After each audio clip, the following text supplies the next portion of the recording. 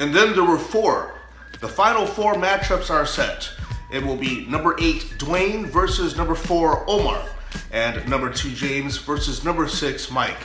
3 of these teams will join the elite class, and they'll be in the money, while one will not.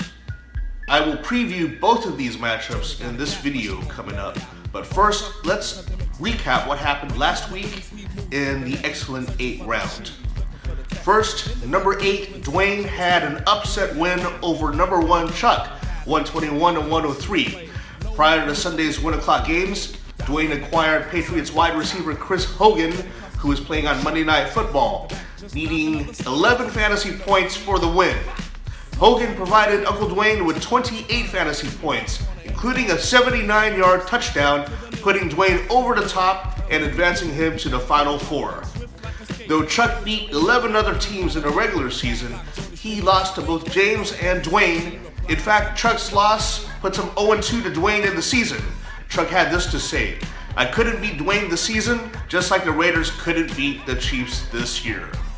In the other matchups, James beat Noli and Ann 170-108, Mike beat Rich and June 138-88, Omar beat Chris and Bonnie 123-107. Now let's take a look at both Final Four matchups coming up. Number 4, Omar versus number 8, Duane. Not a good start for Uncle Duane, as Thomas Rawls only scored 5 fantasy points for him on Thursday Night Football, and ESPN forecasts that he could lose by about 35 points, as Omar is starting a very tough squad. But Uncle Duane, especially based on the last 2 games, could very well be the team of destiny. This is, after all, the Ye of Little Faith run. He has 2 players going on Monday night, Greg Olsen and Deshaun Jackson. At the moment, it might come down to those 2 players on Monday night. Number 2, James versus number 6, Mike.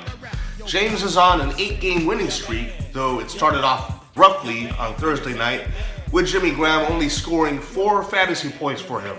Yet, he is still overly favored by ESPN to advance to the Arsenio Bowl. One of the stories that hasn't been talked about much is the final trade that happened between Mike and me before the trade deadline. Mike's stud running back DeMarco Murray was on a bye week in week 13, and so he had to use Murray as a trading chip to get Devontae Freeman from me. So he actually traded 2 top 10 running backs to me, Murray and Lamar Miller, for his 2 running backs currently, Jeremy Hill and Devontae Freeman. So it's going to be interesting to see how those 2 starting running backs perform for his team this week. Remember, for Rachel and June, Uncle Noli and Etienne, Chuck and Kristen and Bonnie, though you lost in the Excellent 8 round last week, you still have games in weeks 15 and 16 in the Consolation Ladder. These games will determine the final placements from 5th through 8th place. Use this as an opportunity to practice competing, but also keep in mind that these are still real fantasy games that count in your permanent Rosita League portfolio. These are not just exhibition games.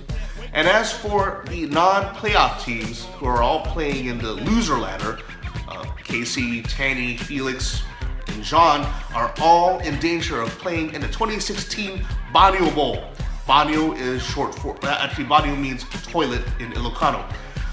And so having won their respective week 14 matches, Matt and David are safe from playing in the Banio Bowl. So whoever loses the Banio Bowl will be awarded the last place Tucky Award. That's the Rosita League's one award of disgrace. Okay, so here we go to the Final Four round. Enjoy and God bless.